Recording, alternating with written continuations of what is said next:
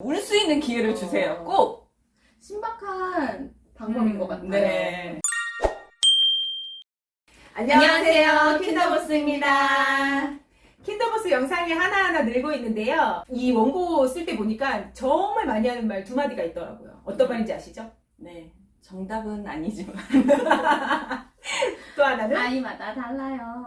네, 맞아요. 이 두 가지 말을 입버릇처럼 달고 사는데 현장에서 10년 정도 혹은 경력계나 된다 하시는 분들은 아마 우리가 이렇게 달고 사는 이유에 대해서 많이 공감하실 것 같기는 해요. 그 이유가 뭔지는 아시죠? 아이마다 너무 많이 틀리고요. 이론은 있지만 내 아이에 적용했을 때 그게 너무 많이 틀린 거예요. 게다가 또 그걸 받아들이는 부모님의 입장. 저희가 똑같은 말씀을 드려도 기분 나빠하시는 분이 계시고, 아, 이건 내 아이한테 딱 맞는 거야 라고 이야기하시는 분들이 있는 것처럼 부모님의 양육 태도도 너무 많이 틀린 거예요. 그런 부분을 다 고려해서 아이에게 최적의 답을 드리고 싶지만 그게 정답이 없다라는 거죠. 그렇지만 늘 정답을 찾아서 그 정답대로 키우고 싶은 게 엄마고 저희도 그 정답을 드리고 싶고 그 정답에 최선을 다해서 아이를 키우고 싶은 거, 정답을 찾고 싶은 게 엄마고 그러다 보니까 양육이 점점 더 쉬워지지 않는 것 같더라고요. 이번 영상을 기점으로 이제 아이 성향이나 기질에 맞는 구체적인 양육법을 제안해 드리려고 해요. 그래서 아이들의 성향과 기질이 어떻게 나뉘어지고 이런 성향이나 기질을 갖고 있는 아이들은 어떻게 양육을 해야 되는지 하나하나 구체적으로 파악해 보려고 합니다. 먼저 아이들의 성향이나 기질에 따라 쉽게 어린이 MBTI를 참고해서 분류해 보았어요. 그 중에 오늘은 무조건 우는 아이, 눈물로 감정을 호소하는 아이, 눈물이 너무 많아서 양육이 힘들다는 사연자의 이야기를 분석해 보려고 합니다. 우는 아이 어떤가요? 솔직하게 말해주세요. 진짜 솔직히 말씀드리나요? 울음을 많은 아이들은 정말 장기 프로젝트라 단번에 고쳐지지 않기 때문에 네. 솔직히 말씀드리면 담임한테 힘들 수 있어요. 네. 슬픈가요? 네, 슬퍼요. 아니, 슬프지 않아요. 왜요? 어. 그러면 우는 아이를 분석하기 전에 우는 아이, 운다, 눈물 무엇부터 우리가 살펴봐야 되죠? 일단은 원인을 분석을 해야 될 것 같아요. 왜 우는지. 음. 네, 그래서 그 아이의 주변의 환경, 부모의 양육 태도 이런 것들을 알아봐야 될 것 같은데 우선은 아이가 왜 우는지를 파악을 하는 것이 가장 우선인 것 같습니다. 예를 들면 이게 어리광인지 짜증인지 아니면 졸린 건지 또 배가 고파서 우는 건지 네 여러 가지가 이제 아이들이 또 표현이 미숙하다 보니까 울음으로 표현할 때가 있잖아요. 이런 원인들을 파악하시는 게 좋습니다. 우는 친구들 중에서는 이렇게 옆에 사람을 보면서 이렇게 눈물 한 방울 안 나면서 이렇게 소리만 크게 꺽꺽 대면서 우는 친구들이 있거든요. 이 친구들은 원인이 뭐냐면 나 좀 봐주세요예요. 그래서 자기의 원하는 게 이루어지지 않으니 나 좀 봐주세요. 나 울고 있어요. 하는 친구들도 있거든요. 맞아요. 안 들을 거야 하면서 우는 마음도 있고 막 삐뚤어질 테다 하면서 우는 아이들도 있고요. 이렇게 지금 허세김 쌤이 이야기한 아이들의 눈물의 경우에는 부모님께서 하셔야 되는 건 양육 태도를 점검하셔야 되겠습니다. 양육 태도를 점검했는데도 왜 우는지 모르겠다. 그럴 땐 그 다음 이제 사연자의 이야기에 조금 더 집중해서 들어보시면 좋을 것 같아요.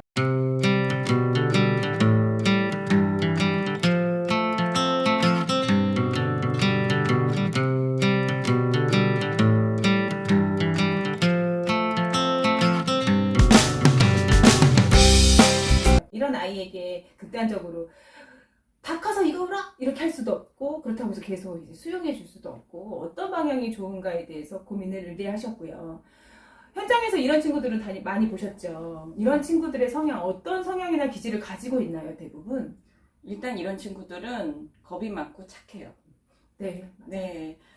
다른 사람이 나를 때려도 내가 울고 내가 실수로 뭘 건드려서 넘어져도 내가 울고 네. 그리고 어느 뭐 낯선 장소에 가서도 겁이 많으니까 그게 이제 울음으로 나오는 거죠. 대부분 착해요. 네. 그리고 이런 친구들은 대부분 FM인 경우들이 많더라고요. 그래서 질서도 잘 지키고 선생님만에 순응하는 경우도 많은 것 같고요. 규칙에 어긋나는 걸 잘 안 하려고 하는 그런 맞아요, 경향이 맞아요. 있어요. 이런 친구들은 불안 기제가 원체 높다 보니까 처음 하는 것들에 대한 두려움이 좀 높고, 그리고 그러다 보니까 신중해서 시간이 걸리지만 성공하고 마음에 드는 만족도 높은 결과를 내는 데에는 조금 유리한 이제 성향을 가지고 있는 것으로 현장에서는 많이 보여집니다. 이런 친구들을 위해서 가정에서는 어떤 양육법을 활용하면 좋을지, 혹은 그렇게 지도해 보신 적은 있는지 우리 아이들의 입장에서 이야기해 주신다면 어떤 방법이 있을까요? 저희 둘째도 자주 우는 편이었어요. 그래서 4살 때까지는 좀 뒀고요. 5살 때부터는 우리 집 약속이 생겼어요. 5살 때는 하루에 한 번 울 수 있게 해줬어요.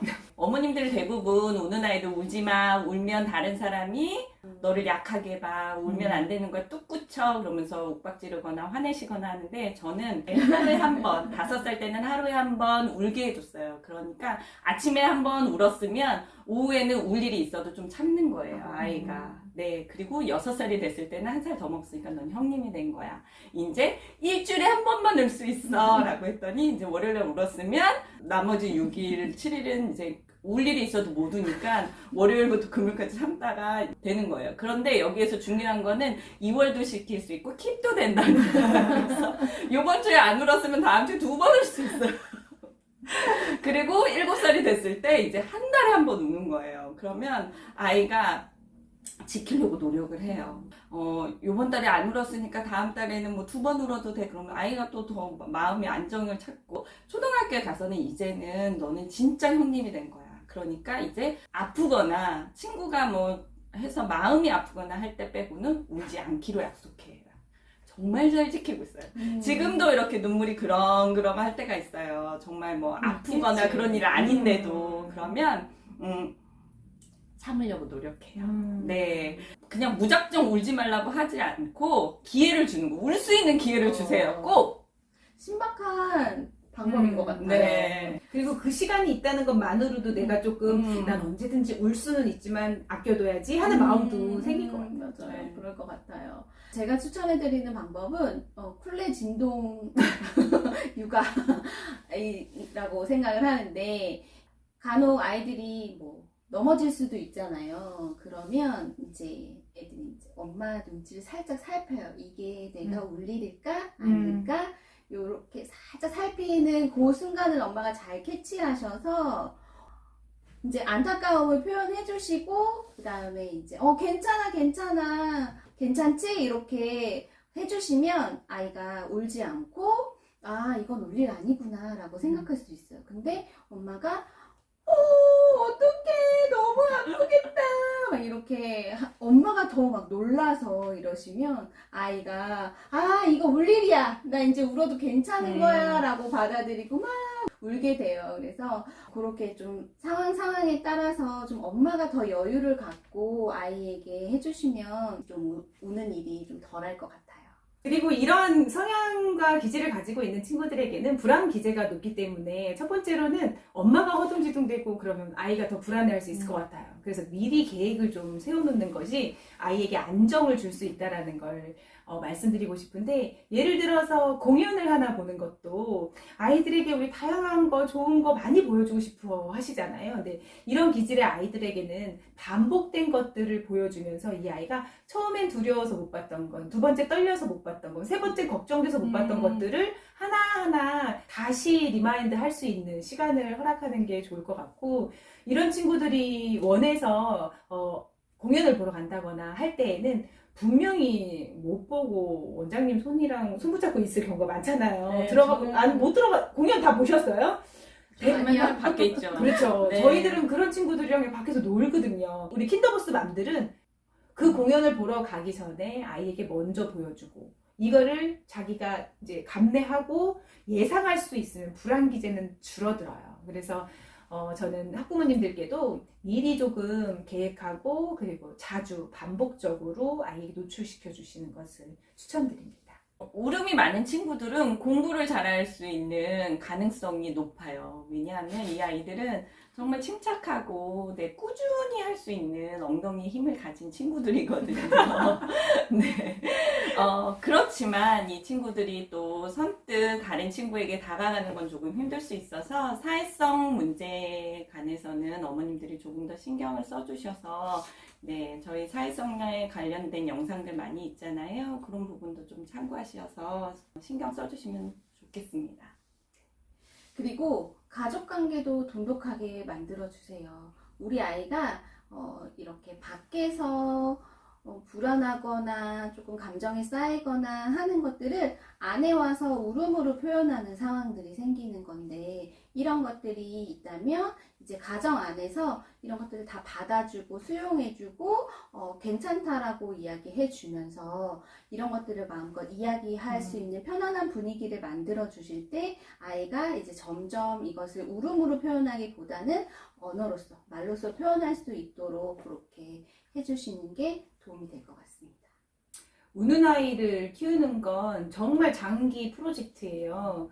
아이들이 그 감정을 추스리고 내 기질과 성향을 사람 바꾸지, 바꿔 쓰는 거 아니라잖아요. 그래서 이런 친구들에게 다그치는 건 절대 백해무익입니다. 힘드시겠지만 정말 충분히 공감되고 너무 힘들거든요. 눈물 많은 아이 키우는 거.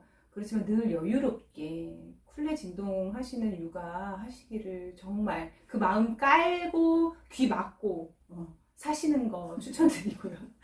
이런 아이들이 이제 기간 생활을 하잖아요. 그러면 기간에서도 분명 힘은 들겠죠. 계속 울고 수업을 할 수 없고 뭐 더군다나 이제 유치원 같이 대집단의 수업들을 하는 곳이라면 더 그럴 수 있을 것 같아요. 이때 근데 원장님이나 선생님이나 현장에서 이 아이에게 혹은 자책하게 만들거나 부정적인 상황을 만드는 원은 저는 거의 본 적 없는 것 같아요. 그렇죠. 원에서는 이런 친구들에게 더 도움의 손길을 주려고 노력하시거든요. 왜냐하면 잘 적응해야 되고 잘 적응하면 분명히 잘 할 아이이기 때문에 그런 것 같아요.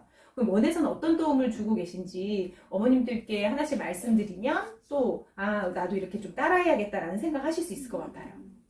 좀 아이가 만약에 어떠한 상황 때문에 계속 울어서 수업이 안 되거나 해서 선생님이 간혹 도움의 손길을 뻗치러 이제 본부로 오죠. 적응 담당 강력반. 우는 아이 담당 그래가지고 이렇게 오면 좀 아이가 이런 그 문제 상황 속에서 살짝 발을 뺄 수 있도록 환기를 좀 시켜주는 의미로 저는 좀 유치원을 한 바퀴 삥 둘러보면서 다른 친구들은 이렇게 하고 있어, 다들 즐겁게 놀이하고 있어 라든지, 아니면 그냥 둘만 나가서 놀이터에서 조금 휴식을 취한다든지 그렇게 환기를 전환해주는 방법을 사용하고 있어요. 네, 저는 같이 울어요. 이것도 내 탓이려니 하고. 저희 아이가 울었을 때도 저는 이거 내 탓이구나. 저도 눈물이 엄청 많거든요. 보면은 뭐 저 영상 찍을 때 가끔 막 울먹울먹 할 때 있잖아요. 저희 엄마 얘기할 때, 저희 아이 얘기할 때 이렇게 우는데 제가 울음이 많아서 이 아이도 그렇구나라고 생각하거든요. 그래서 우리 아이도 같이 함께 울어주면 그 아이가 너무 편안해하는 거예요. 이렇게 계단이나 이런 데 앉아가지고 너 슬프니? 그러면 선생님도 슬퍼. 선생님 왜 슬퍼요? 그럼 선생님도 엄마 보고 싶어서 집에 가고 싶어. 그럼 선생님도 엄마 있어요? 선생님도 집에 가고 싶어요. 선생님 유치원 사는 거 아니었어요? 막 이러면서 친해지는 거예요. 그러면 이렇게 자기가 울고 싶을 때나 이렇게 우울할 때나 아니면 지나가다 만나면 저한테 이렇게 살짝 윙크도 하면서 이제 서로 사인을 보내죠. 그러면서 그런 말 있잖아요. 친구 한 명만 있어도 그 사람이 길이 바뀐다고. 그래서 이렇게 마음을 터놓고 함께 울어줄 수 있는 거 정말 좋은 것 같습니다. 어머님들도 같이 오세요. 먼저 울지 마세요. 그건 저한테 하는 말씀입니다. 저희는 이제 애기들의 경우도 있고 말이 통하는 아이들의 경우도 있는데 우선은 공감해주고 뭐 회의해주고 다 좋은데 안 통할 때가 있어요. 그럼 굉장히 선심 쓰는 것처럼 그럼 오늘은 다 알았으니까 미끄럼 3번만 타고 집에 가는 거야. 이러면 애들이 되게 수월하게 생각해요. 그럼 어떤 애들은 이제 미끄럼 10번만 타면 우리 집에 가자. 오늘 하지 말자. 막 이러면서 이제 약간 쿨레와 이 내가 할 수 있는 미션으로 회유를 해서 그리고 나면 이제 집에 가는 중. 그 가방 정리해야지. 여기 신발 찾으면 가자. 막 이렇게 해가지고 그 다음날 얘가 한 이틀 지나가잖아. 나만 보면 책 세 권만 읽고 갈 거야. 그 긴 시간을 좀 수월하게 나 이거 했으니까 이것도 해볼래. 이제 주변에 눈을 돌리게 되고 정말 저희 안 해본 방법 없죠? 그렇죠. 네, 그렇게 아이한테 용기 주고 있어요. 가정에서 내 아이 하나잖아요. 우는 애 하나밖에 없는데 뭘 그 정도 할 수 있죠. 그래서 그런 방법들 많이 활용해 보셨으면 좋겠습니다. 저희 영상이 도움이 되셨나요? 네, 저 서울에 사는 사연자로서 영상 도움이 굉장히 많이 됐으니 구독과 좋아요는 제가 할게요. 다음 편에서는 아이의 성향 중에서 화를 많이 내는 아이에 대해서 알아보도록 하겠습니다. 저요? 저희 구독과 좋아요는 큰 힘이 되고요. 댓글에 어머님들 뭐 이럴 때 어떻게 했으면 좋을까요? 하고 댓글 남겨주시면 최선의 답변을 24시간 안에 드리도록 노력하고 있거든요. 긍정적인 반응으로 답글 드리도록 하겠습니다. 안녕!